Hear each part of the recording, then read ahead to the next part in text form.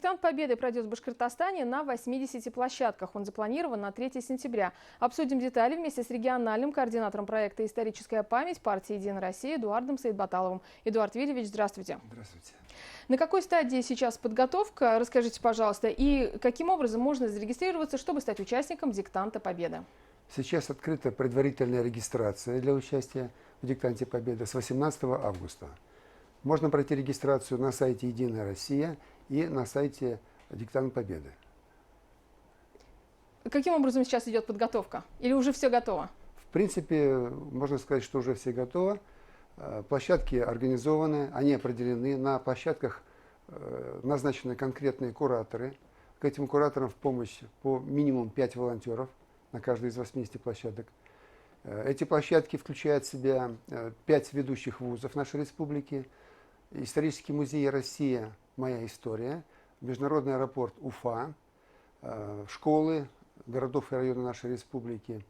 И, наверное, важно будет сказать, что в этом году впервые открывают площадки ведущие промышленные предприятия, отличившиеся в годы Великой Отечественной войны. Именно в тех городах, которые удостоены почетного звания «Город трудовой доблести». В их число вошла и наша столица. Поэтому у нас на площадке ОМПО тоже будет проходить Диктант Победы. В условиях пандемии коронавируса каким образом соблюдается санитарная безопасность и какие меры для нераспространения коронавируса будут предприняты? Будут предприняты все необходимые меры. Во-первых, будет ограничено количество участников до 50. Во-вторых, силами волонтеров и медицинских работников будет проведена предварительная обработка и проветривание всех помещений. Соблюдена индивидуальная дистанция социальная и предоставлены все необходимые меры защиты. И, конечно же, замер температуры перед входом в помещение. Ну и в том числе и преподаватели тоже. Безусловно. Мы знаем, что в Диктант Победы включены 25 вопросов. Насколько это будут сложные вопросы, на ваш взгляд, да? И какой тематики они будут касаться? В первую очередь отмечу, что 25 это вот в этом году, в прошлом году их было 20. Причем в этом году 20 вопросов, они федерального уровня, и 5 вопросов, касающихся уже регионального компонента. И, конечно же, если не готовиться к этим вопросам, то они могут оказаться достаточно сложными. Вопросы охватывают тематику, конечно, в первую очередь от событий Великой Отечественной войны, наиболее значимых героев, участников, а также отражение этой войны в произведениях литературы, то есть поэзии, прозы, в изобразительных произведениях. К примеру, вот, в частности, есть Кукрыниксы, вы знаете, карикатуры. То есть могут задать вопрос, к какому событию эта или иная карикатура относится. А также песнях, кинематографе и наиболее значимых монументальных памятниках. Какие рекомендации вы можете дать участникам Диктанта Победы, на что сейчас им нужно обратить свое внимание, по каким темам сконцентрироваться? Я рекомендую пройти пробные тесты. Вот на сайте Диктант Победы есть несколько тестов, пройдя которые можно уже, в принципе, получить общее представление и о структуре этих вопросов, и о содержании, и на чем акцентировать свое внимание, какие слабые звенья можно здесь устранить. Ну и какое количество участников прогнозируется? Ну, я думаю, что свыше 500 тысяч человек по нашей стране, я думаю, примут участие.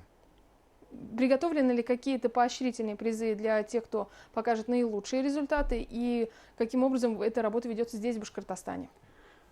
Да, конечно, все победители будут поощрены. Кстати, о победителях должен сказать, что в каждом регионе будет 5 победителей, это региональный уровень, и 20 победителей на федеральном уровне. То есть это те люди, которые ответили на все вопросы правильно и в наименьшее время по продолжительности. А вообще рекорд по итогам прошлого года, Эдуард Вильевич? По времени? Не помните? Не помню, к сожалению. Угу. Еще такой вопрос. Есть ли ограничения по возрасту участников? Нет ограничений ни по возрасту, ни по партийной принадлежности, ни по половому признаку. То есть может принять участие любой желающий.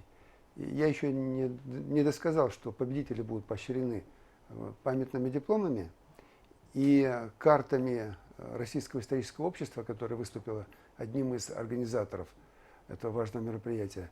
позволяющего бесплатно посетить свыше 50 музеев по нашей стране, а также книги и гаджеты.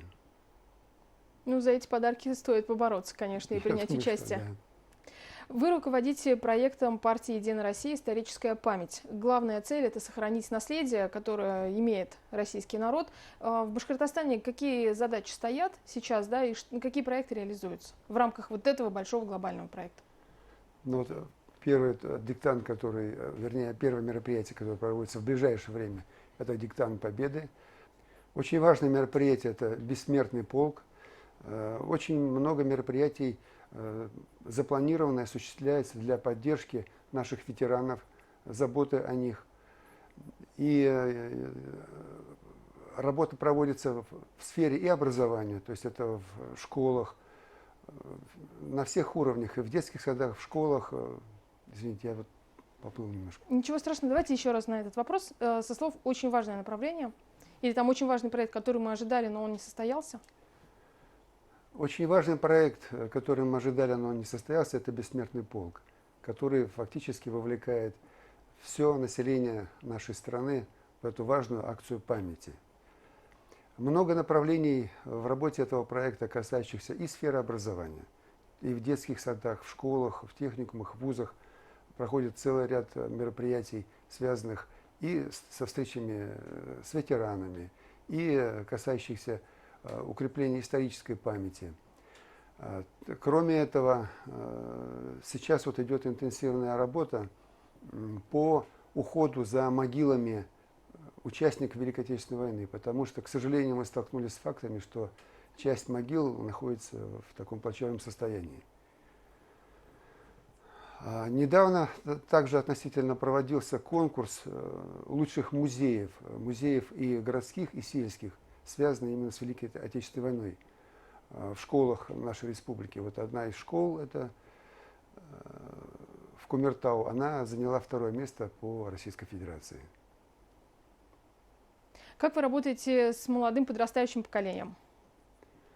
С молодым подрастающим поколением мы работаем очень плотно. Вот на протяжении 3 лет мы проводили фестиваль конкурса «За честь республики», где как раз выявлялись наиболее такие эффективные модели воспитания подрастающего поколения. Воспитания и духовно-нравственного, и патриотического.